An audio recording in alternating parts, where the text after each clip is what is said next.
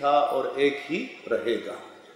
شرع اور شریعہ یہ ہر دور کے تفصیلی احکام کا نام ہے جو مختلف انبیاء کرام کے شرائع میں ان میں تغیر و تبدل ہوتا رہا ہے تاآں کہ خاتم النبیین صلی اللہ علیہ وسلم تشریف لائے تو اب شریعہ بھی غیر متبدل ہے قیامت تک۔ اب اس میں کوئی تغیر اور کوئی تبدل نہیں ہوگا۔ یہ اللہ کا فائنل ورڈکٹ ہے، فائنل ورشن ہے، فائنل پیغام ہے، اور اب قیامت تک یہی پیغام قابل عمل رہے گا۔ انسانوں کو اس میں تغیر و تبدل کا قطعاً کوئی اختیار نہیں ہے۔ جب میں تاریخ انبیاء و رسول علیہم السلام پر نظر ڈالتا ہوں تو دو انبیاء کرام حضرت داؤد علیہ السلام اور حضرت سلیمان علیہ السلام ملتے ہیں جنہوں نے نظام سلطنت کو چلایا۔ اس کے بعد ختمی مرتبت امام الانبیاء محمد الرسول اللہ صلی اللہ علیہ وسلم کی ذات گرامی آتی ہے کہ آپ نے اپنے عہد میں دین کو ایک مکمل نظام زندگی کے طور پر نافذ کیا، ایک مکمل کوڈ آف لائف کے طور پر نافذ کیا۔ لہٰذا مدنی زندگی میں جب اللہ جل شانہ نے آپ کو یہ موقع عطا فرمایا تو پہلی اسلامی ریاست قائم ہوئی، اور اس اسلامی ریاست کے سربراہ اللہ جل شانہ عز و جل کے رسول مکرم صلی اللہ علیہ وسلم بنے، اور پھر ایک جامع دین ہمارے پاس آیا کہ جو زندگی کے تمام شعبوں پر محیط تھا اور محیط ہے اور محیط رہے گا۔ اور پھر اللہ تعالیٰ نے اعلان کر دیا کہ الیوم اکملت لکم دینکم، کہ اب میں نے دین کو مکمل کر دیا ہے۔ تو اکمال دین، اتمام نعمت، اور پھر اسلام کو دین کی حیثیت سے ایک فائنل سلیکشن کے طور پر اس کا اعلان اللہ تعالیٰ نے کر دیا کہ اس کے سلیکشن کا اختیار بندوں کے پاس نہیں ہے، اللہ تعالیٰ نے خود اسلام کو تمہارے لیے سلیکٹ کر دیا ہے، تمہارا کام اس کو ماننا ہے، تسلیم کرنا ہے، قبول کرنا ہے، نافذ کرنا ہے، عمل کرنا ہے۔ یہاں تک تو باتیں قدر آسان تھیں۔ اب مسئلہ یہ ہے کہ نافذ کیسے کیا جائے، اور یہ اس دور کا، یا شاید ہر دور کا سب سے مشکل سوال یہی ہے۔ اب ہم جب اس پر بات کریں گے تو جہاں ہم موجود ہیں وہاں سے ہمیں بات کرنی ہوگی، کیونکہ ہم نے تو آج نافذ کرنا ہے، ہم تو آج کے مکلف ہیں۔ تو آج جہاں پر ہم کھڑے ہیں، جس زمین پر ہم کھڑے ہیں، اس پر ہم نے شریعت کو نافذ کرنا ہے۔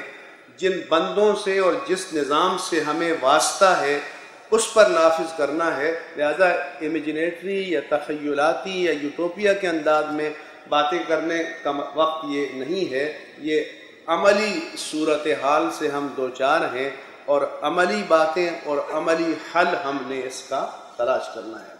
ویسے تو 57 ممالک ہیں، لیکن اب ہم سب جانتے ہیں کہ ایک بھی خطۂ زمین ہمارے پاس ایسا نہیں ہے کہ جسے ہم دنیا کفر کے سامنے ایک ماڈل کے طور پر پیش کریں کہ دیکھو یہ دین اسلام ہے، یہ اس کی برکات ہیں، اگر تم بھی اس کے اندر آ جاؤ گے تو تمہیں بھی ایسی ہی راحتیں مل جائیں گی۔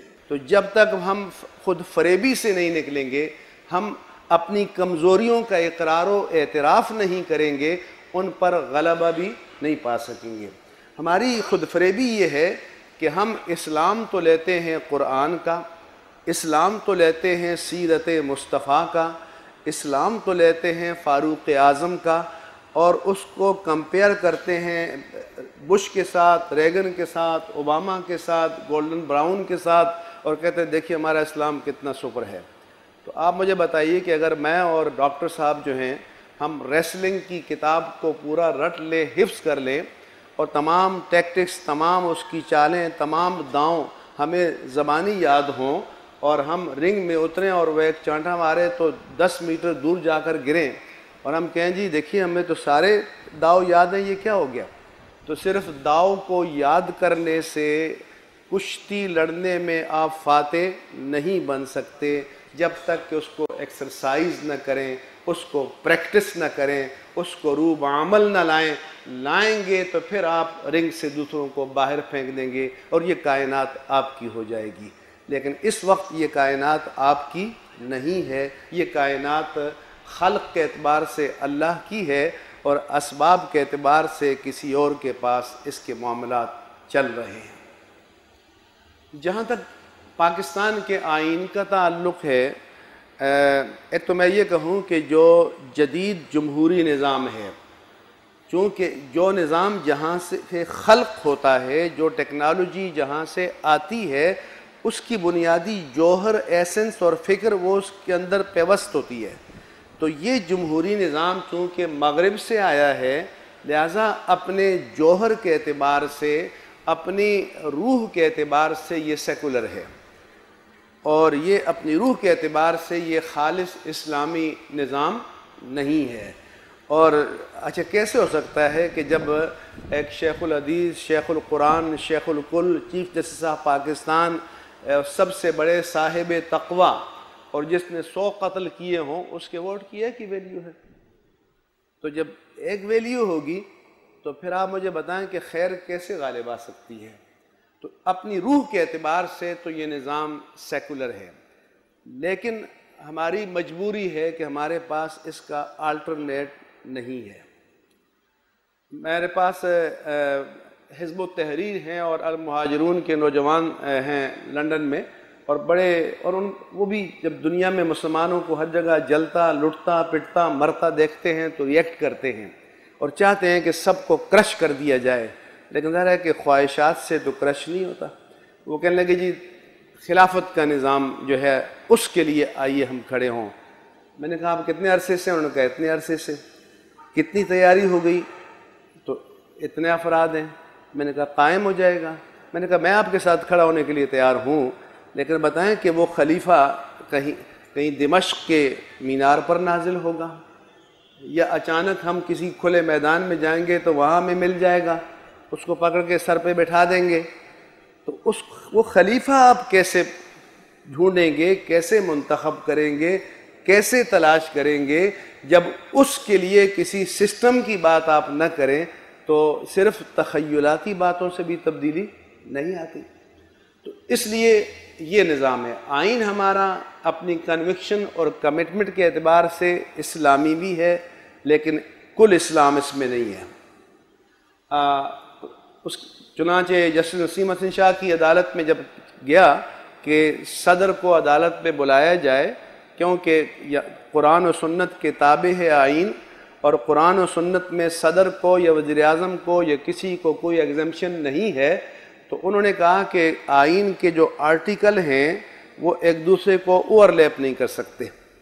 تو مطلب یہ ہے کہ جس طرح قرآن و سنت کی بالادستی کا آرٹیکل اپنی جگہ کھڑا ہے، اس طرح سے صدر اور وزیر اعظم کے جو استثناء کا آرٹیکل ہے وہ بھی کھڑا ہے۔ تو یہ قرآن و سنت کی بالادستی کا آرٹیکل جو ہے وہ صدر کے تمرد کو گرا نہیں سکتا۔ تو جب یہ گرا نہیں سکتا تو اس آئین کو مکمل اسلامی ہم نہیں کہہ سکتے۔ مکمل اسلامی تو تب کہیں گے کہ اس کے راستے میں جو کچھ آئے اس کو مسمار کر دیں، لیکن اس طرح کی صورتحال نہیں ہے۔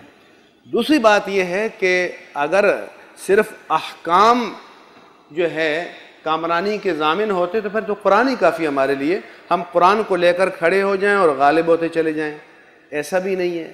تو اس لیے اس سسٹم کو جس انسٹرومنٹ کے ذریعے آپ نافذ کریں گے وہ بڑی اہمیت رکھتا ہے، جس کو آپ اسٹیبلشمنٹ کہتے ہیں، جس کو آپ مقتدرہ کہتے ہیں۔